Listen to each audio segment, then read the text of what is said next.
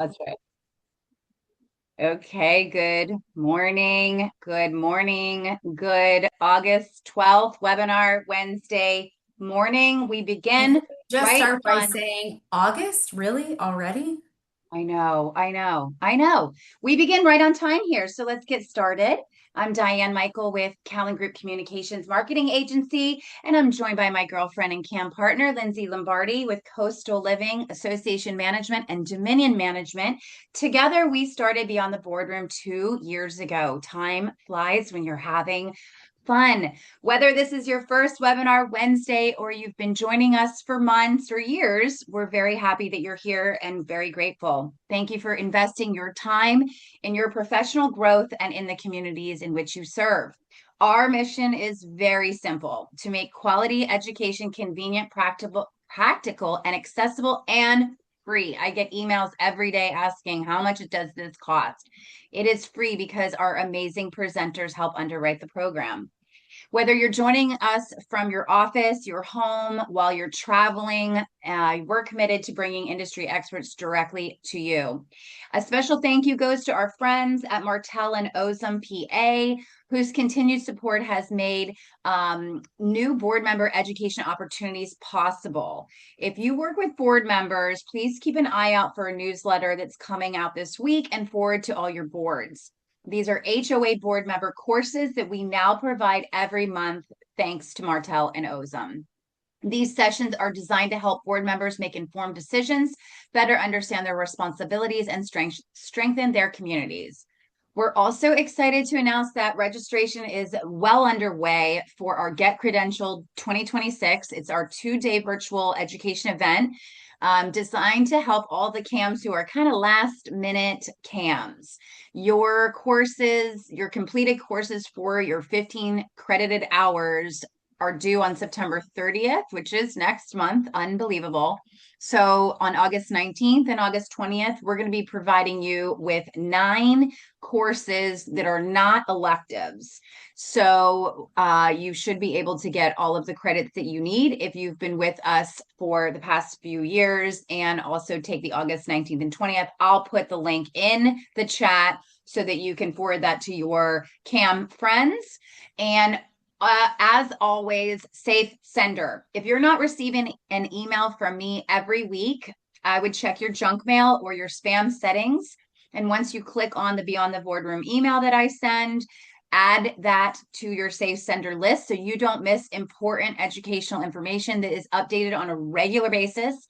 I get emails every day about EH2 financial courses. We don't have a presenter for that, but we're always working on EH1. that. So, we could get a new course that you need and we could put the information out tomorrow. And if you're getting only, 1 or 2 a month because the other ones are going to spam, then you're going to miss that free opportunity. Lindsay, will you go over credits, how they're going to work today before I introduce Tom? I sure will. So, for those of you who have been with us before, you know how this process works. At the end of each course that we teach, we will share the link to our website, which we always recommend that you save in your favorites so that you have it all the time. And then you will go to that link and you will submit your information as a CAM. So today's courses are for CAMs, so you only need to go there if you're a CAM. You'll submit your first name, middle initial if it's on your license, and last name, all as it appears on your CAM license, and your CAM license number. Then you will also need to put the name of the course that you attended, which for today with Tom, for this course, is Trends in Commercial Pools. And then there will be a code word that we provide to you at the end, and you will have to have this code word. So without the code word, you're not going to get credit. If the code word's not correct, you're not going to get credit. I know sometimes I've seen people go in and try to guess what it was. So I'm having to be a little creative on those, but you have to have that. We can't give it to you after. This is how we prove to the DBPR that you were here for the course, that you paid attention, so that at the end you could get that code word. And then we ask that you allow 30 days before you reach out to us if you don't show the credit, because sometimes it takes that long. We will not respond to your email if you email us before the 30 days. And if after the 30 days you don't have credit and you email us, please make sure you provide your name as it appears on your CAM license and your CAM license number. Sometimes when I go in and do the research, I see that the license number, the last 2 digits were reversed or something like that. So it's a quick fix. But that way we're not going back and forth 8 times trying to get the information to look it up. So that was a long spiel. I won't do that after every course today, but for those of you that are new and are going to be here for the whole day, I want to make sure that you kind of know how this process works. Yes, and we will put a link into the chat also for FAQs because we are processing, and when I say we, I mean Lindsay is processing thousands of submissions every month. It's kind of crazy, but it's the way it works. And so we cannot respond to emails where people go, I took a course last month and I didn't get credit. No more information than that. So thank you for helping us help you. Okay, without further ado, I'm opening the chat up. We love to show our presenters where everyone is coming in from in the state of Florida. So if you would please let Tom know where you're joining us from in the chat.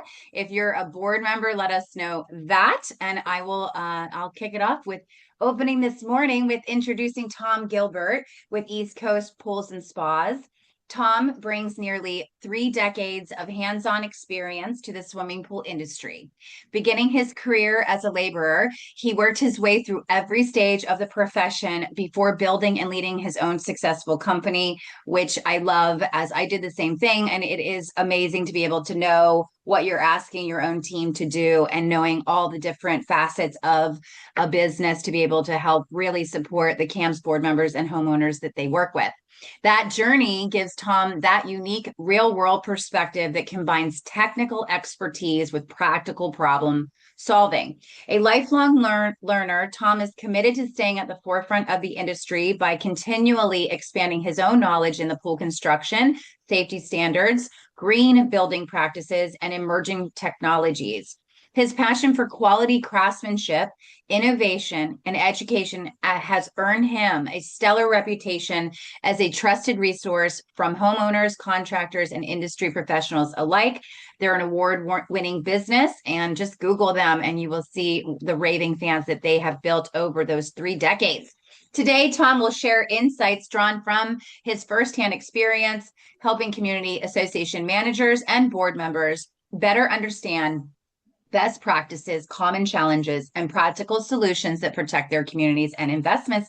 Good morning, Tom. Morning, everyone. So today we're going to get into trends in commercial pools, which has become a very big thing nowadays.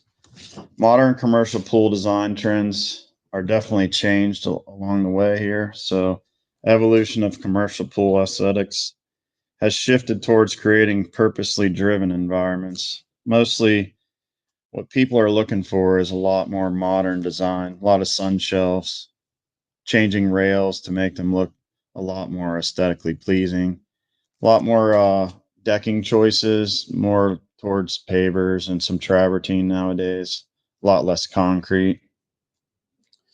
And then the resident expectations and market demand.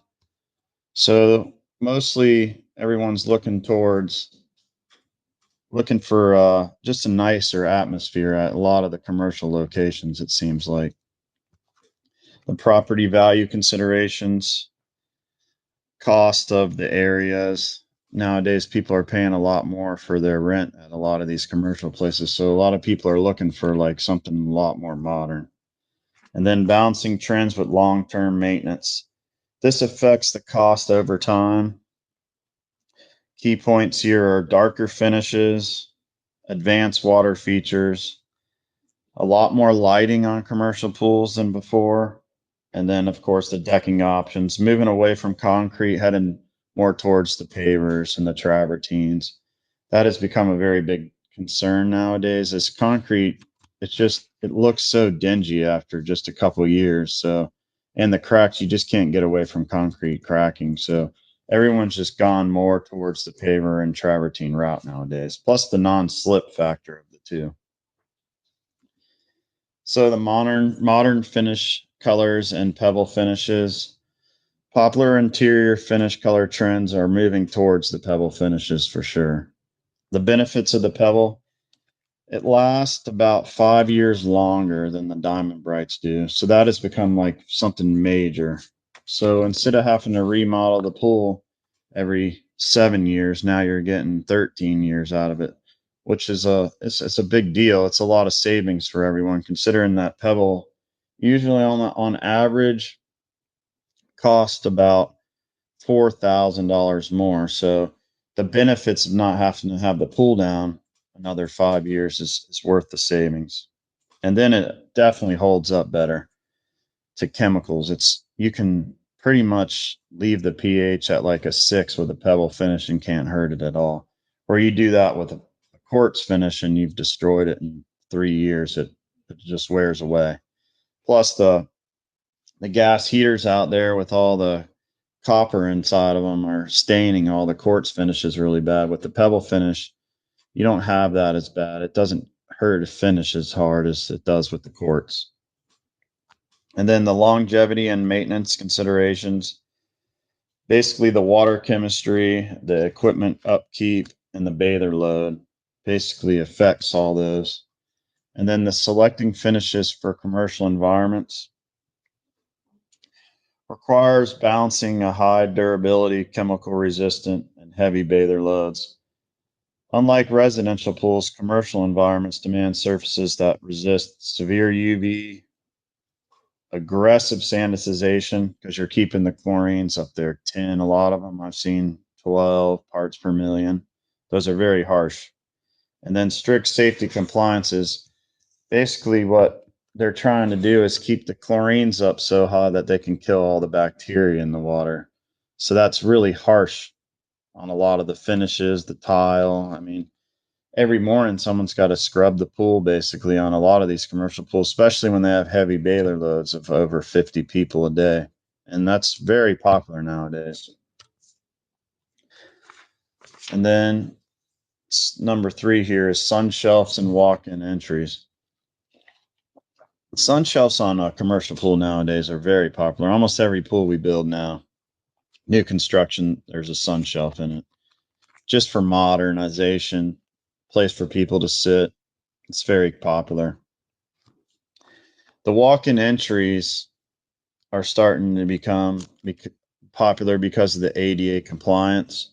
So you can install a walk-in entry and not have to have chair lifts, which the cost of the two, it's about double for the walk-in entries versus a chairlift, but the walk-in entry is there for life, where the chairlifts are always breaking down constantly. There's always something wrong with them. Or people forget to charge the batteries, and then people ask for the battery, and then the battery's dead, and the next thing you know, you got angry people trying to file lawsuits over it. And then residential appeal and usability. Offers areas to sit, sun shelves do. And then a lot of the kids like to play in it, especially the young kids. Especially being that a lot of places don't offer the kiddie pools anymore. You're seeing those not very popular anymore. So this is a nice feature on a commercial pool to have a little sun shelf, which has basically become a kiddie pool area. And then construction considerations. Add in umbrella holders have become real popular on the pool side and in the sun shelves. And then a lot more benches are being installed in the commercial pools now that the pools are becoming about 5 foot deep instead of the old days where you were 8 foot deep. Nowadays, you see a lot more benches installed so people have places to sit, especially when the pools aren't as big anymore either, too. So a lot of benching. And then safety and supervision concerns don't really pose too many problems having the sun shelves and the walk-in entries. Some of the walk-in entries, though, you have to have railings for, but usually they're not much to them. And then the no need for chair lifts is the biggest thing. That's why they're so popular. And then number 4 here, infinity edges and glass tile trends. How infinity edges function. Water flows pretty much over the perimeter of the entire edge of the pool. So the pool looks completely full of water. These have become a lot more popular with the smaller commercial pools, mostly like units that only have like 25 units. Some of the higher end places, they're not as popular in like the 100-unit places just because the maintenance of them is so much. The engineering and the maintenance requirements, it's just a lot of maintenance for an infinity edge pool, a lot of extra water use for sure. They're running water constantly over the edge, so that just creates evaporation. Plus, they have to be full, so the autofill has to be running no matter what. So if you get a lot of bather load in there and they splash the water out on the deck, you lose some water. So you're definitely using a lot of chemicals. The glass tile applications and design options. Tons of choices and colors nowadays with the glass tile. It's become super popular. Like in our showroom alone, we probably have half the selection now is tile over regular 6x6 porcelain tiles. So half of our options now are just tile, glass. And then the maintenance and the life cycle. On the glass tile, there is a little bit more maintenance just because glass tile usually is, 1x1 size, 2x2 tiles. So there's a lot more grout joints in it. So that becomes a lot more maintenance over time. That's the only downfall, is that the maintenance of the glass tile it's a lot of work for sure, especially for someone cleaning the pool. But the good thing about the glass tile is we haven't really had any problems with it, and it's lasting a lot longer, it seems like, because it's not etchable as bad as like a porcelain tile is. The glass tile seems to let nothing really like clings in there. It doesn't get into it, so it's easier to clean for sure. It's just the grout joints are more work. That's all. Fire and water features, popular feature trends, fire bowls, fire pits, sitting areas, play areas, and splash pads. Splash pads have been around for a very long time, but nowadays they're putting them in a lot more often because they're getting rid of the kiddie pools and they're going to these splash pads where you have like a couple little rain shears or some sort of umbrella that water comes down. Those have become real popular. Fire bowls. We're using a lot more fire bowls like on the edges of pools, just in the corners or something, just for fire feature. Not really for heat, but mostly for looks. And then fire pits, those have always been popular, and they're just getting more and more popular as time goes by. Just for like a sitting area out by the pool, just to give it an added feature. And then the fuel and utility requirements, mostly not really regulated. And then you're not burning too much fuel with the fire features. A lot of them only burn like a pound an hour, so it's nothing major. And then the budget and maintenance impacts, it can vary, costly of like what kind of fire features you have. If you have fire bowls and you have like electronic ignitions on them, those are going to be a lot more maintenance than having just a regular key valve where someone goes out there and turns it on for the day with a key and then turns it off with a key. Those have really no maintenance. We've had no problems with them. But if you're building pools on the ocean, like we are usually, if you put electronic ignition out there, the salt air just chews them up in a year or two. You're going to be replacing them. So basically, if you try to stick away from the key electronic ignition and stay with the key valves, really not much for maintenance impacts. So number 6 here is large format pavers and natural stone materials. This is where everything is going towards. So the better option than concrete for sure on both of these two here. Large format paver trends. Pavers in light colors for sure have become real popular. Larger stones mean less grout joints. Less grout joints means less sand, less to take care of, less for mold to grow into. With pavers, everything grows just on the surface, but in the seam. So you got to keep it all clean. And it's just less maintenance than a concrete deck where you had to restain it every couple years just to keep it looking good. And then over time, then it cracks and you're filling in the cracks over time. With pavers, if pavers settle, you just come back out and you just pick the pavers back up and reset them with some sand. It's so much less work, so much less maintenance. And then the slip-resistant marble applications have become very popular. Marble is the only one that you can make totally slip resistant. So they make it where you can leather texture it, or you can actually sandblast it and make it a really no slip application. And they don't retain any heat. So they're just so much nicer on the feet. Plus, it doesn't feel so hot when you're sitting out there on a chair because it's not holding any of the heat in. And then on the slip resistant on the travertine, it can be slippery. Travertine can be slippery if not treated. So travertine itself has to be, in order to become slip resistant, you have to do a sealer with a little bit of shark grip on it. That's the only thing about travertine. That's what's made marble so popular, is that you can either get the leathered finish or the sandblasted finish where it's non-slip for sure. It's become very popular. And then maintenance and replacement planning.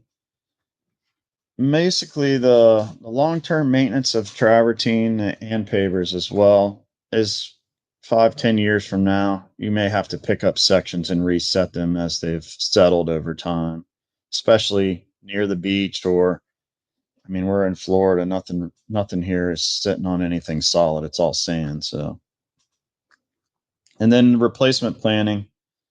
There's not going to be. You're not really going to replace them. They last forever, especially the travertines and the marbles. I mean, you can see decks that are 20 years old still look the same today. So it's a really nice option. And then here we are to the final exam. So we'll go over about 10 questions here. Let's start. Question number 1. Okay, let me open up chat for everyone here. Everyone, you can put your answers right into the chat. Have this be an interactive. Okay, go ahead. All right, question number 1. What is the primary benefit of pebble pool finishes? You got longer durability, lower water cost, less decking, or no maintenance. I see a bunch of A's coming in. A is the correct answer here for sure. Longer durability. Just super simple. Question number 2. Sun shelves are primarily designed to do what? Increase depth, provide shallow lounge space, reduce filtration, or replace ladders.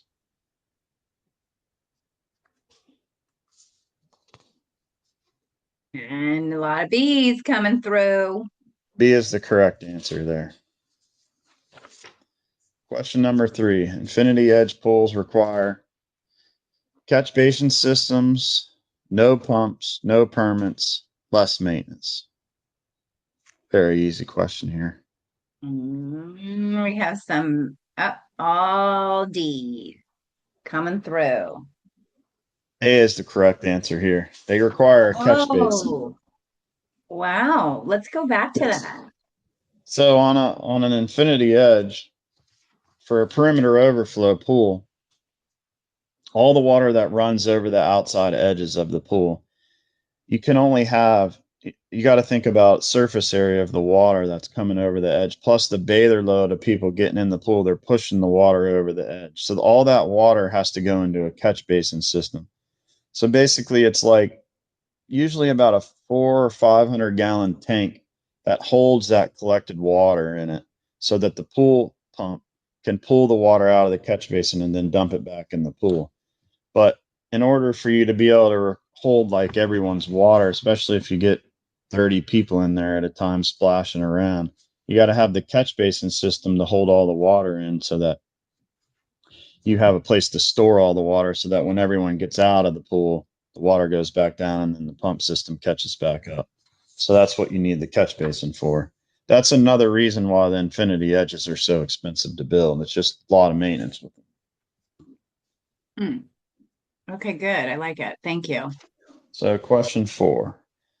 Glass tile is popular because it offers lower cost only, no maintenance, visual impact and design flexibility, or no waterline cleaning. Okay. Lots of C's coming through. Yep, C is the correct answer there for sure. Question number 5. Fire features may require fuel and Fire. utility Oh, sorry. fuel and utility connections, less insurance, reduced inspections, or smaller equipment rooms. Okay, we've got some mixed. We got A and C. So Well, on this that one one. though, A is the correct answer. Just fuel and utility connections. Fire features, that's you got to connect them to the. But on C though, that reduced inspections, it has to be inspected though. On a fire feature does because it has a gas connection, so it has a gas inspection, and then if you do electronic ignition, it'll also have an electrical inspection. Mm. So, question number 6: which material is often selected for slip resistance? Carpet, travertine, vinyl siding, or mulch? Oh, someone put vinyl sliding. That's not it. That was tricky. That's a trick one. B is the correct answer there. Carpet on a commercial pool is not allowed anymore. That person thought that we were going to lose gravity at 9:33 today. Carpet is not allowed on a commercial pool, period. They do not allow it anymore. So travertine's correct. Lindsay's face was like, okay, now what? Nope, we're still here. I didn't move. Here. Question 7. Modern finish colors are often selected to enhance water appearance, reduce fencing, eliminate permits, or reduce filtration. Okay, on this one, it looks like it's unanimous. A. Yeah, this one's easy. Enhanced water appearance. Definitely with the modern colors now, you can change instead of having the standard white finishes. Now everyone's going to a lot more of the colored like blues, and some people are going towards a little bit of the grays, but the blues have just become so popular again just because of the way the water looks. It's just more appealing. Then question number 8. Large format pavers are valued for reduced visual joint lines, increased water depth, replacing coping, or reducing inspections. And again, unanimous with the A. Yes, less visual joint lines, definitely. Bigger the pavers, the better. Question 9. When evaluating trends, associations should also consider long-term maintenance cost, only aesthetics, parking requirements, or mail delivery.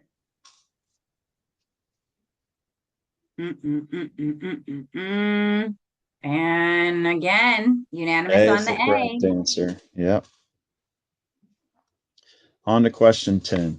Commercial pool improvements can positively impact resident satisfaction and property value, only utility bills, vehicle traffic, or trash collection. It's pretty funny. Again, we got the A. That is correct. Resident satisfaction and property value. That's for sure. That Okay. gets us to the end of our Do me a favor, tutorial. Tom. On your screen, hit the hide. Do you see that white bar? Yep. Hit hide so they can get your email. I'm also going to put into the chat, everybody, no one. Okay. This is the time if you are, Tom, will you go over the service areas that you are in? Yeah, we're Volusia, Flagler, St. John's, Orange County. Cover all those areas. So basically Jacksonville to Edgewater and Daytona all the way over to like Winter Park. Lakeland, we do Lakeland area too for like commercial jobs. It just depends on the job, but we'll travel pretty far.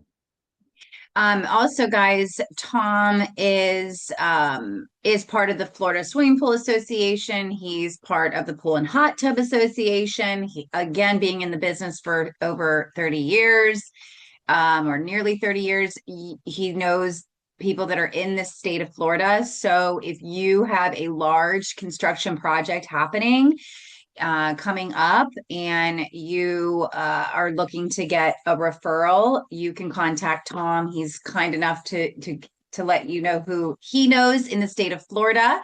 I've put his contact information into the chat as well for you to cut and paste.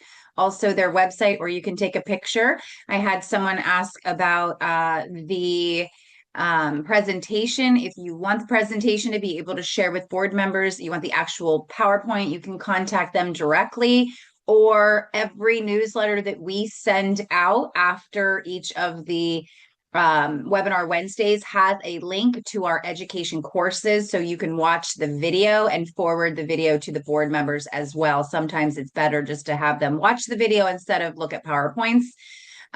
So yeah, any questions? If you have questions, put it into the Q&A. Lindsay, you're on mute. Thanks. Yeah. Okay, so I have a couple of questions for Tom since no one else is going to ask any. So we're coming into budget season. I know a lot of people are planning for, potential projects for 2027. So when someone is looking to do a renovation on a pool, a couple of questions for you. One, how soon should they start reaching out to contractors to get them to come look at the pool so that they get their proposals in?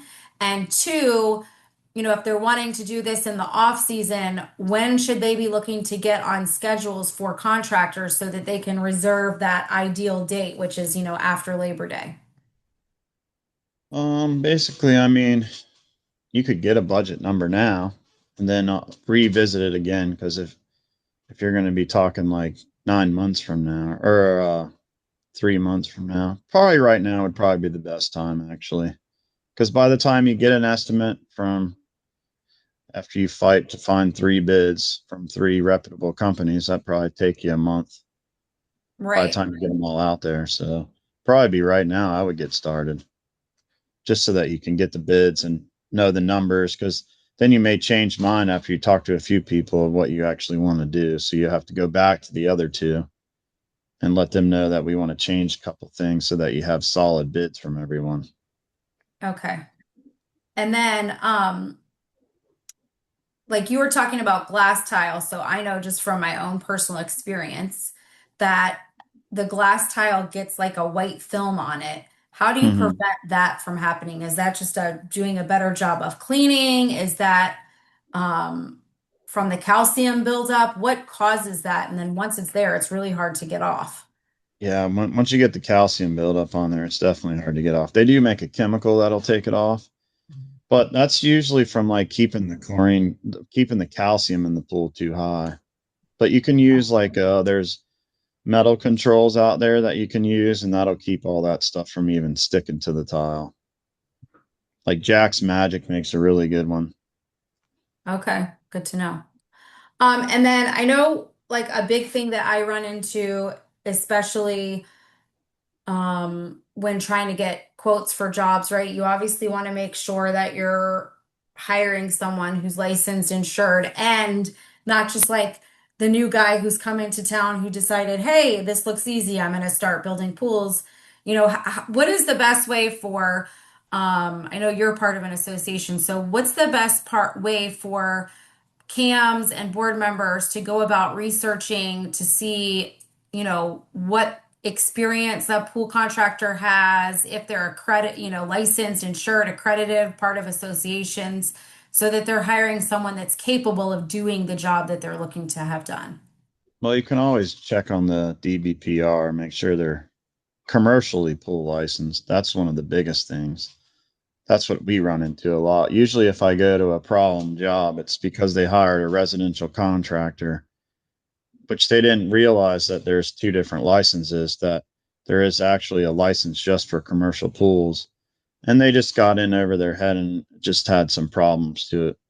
That's mostly what you see, especially on the renovation side. On new construction, you don't see it very often, but on renovations of commercial pools, you come to it a lot, that they hired just a residential pool contractor and he just didn't know of all the codes that were out there. So basically, you just check their licenses and see who's the qualifier. A lot of the times, too, nowadays, you got to make sure that the owner of the company is the qualifier of the license. A lot of Mm-hmm. these guys out there are just using somebody else's license, so you really just don't know who you're getting involved in at that You know, point. that's a good point. Yeah, I I didn't want to even jump in think real quick. about that. Say again, Lindsay. I said I didn't even think about that. That's a really Yeah. good point. Yeah. So, Tom, real quick. So as a contract, as a pool contractor, commercial pool contractor, you explain how that works. You can rent out your license to someone else. How does that work? Yeah, they just use someone else to qualify them Yep. for the job, and they just put their name and their business down. So if you go and look at your permits that someone Yep. pulled on your job, it'll have, say, Jim's Pools, but you'll also have like Jerry under there with his license number, and he's maybe in Jacksonville, and you're trying to build a pool in Miami or something like that. So they Right. just pay these contractors the couple $1,000s, and then they'll pull the permits for them. But Yeah. if you So have you a don't want problem that. with the pool, and then you end up going into litigation or some court system, now you're not dealing with the guy that you contracted with. You're dealing now with the guy that's the license holder, which is the guy in Mm. Jacksonville. So that becomes a big problem. I've seen it a lot lately. It sounds like that might be another course we need to do. Tom also has a course in apples to apples, comparing bids apples to apples, because too often board members and CAMs are getting proposals, RFPs, and they're not apples to apples, which is challenging because an educated decision truly has to be able to make that comparison. But too often you have volunteer board members that go, oh, that's cheaper, I'm going to go with that.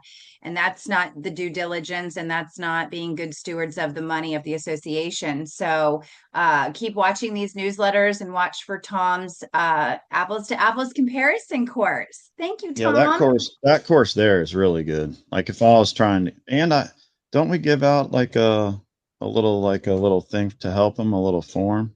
We do give them a little thing to Yeah. help them. Yeah, so that's a good class. That's a really good class. If I was Yes, and looking let's see, to are you teaching watch one that of the class? Get credentialed? You are. So next week, Yeah. next week, I think.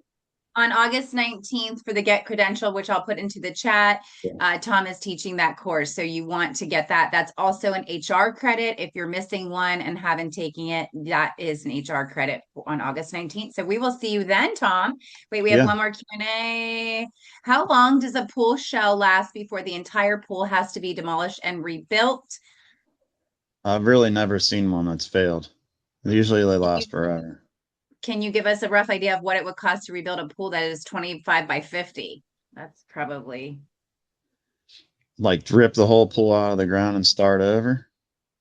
I mean, it could be $200,000 at least. yeah. Yeah.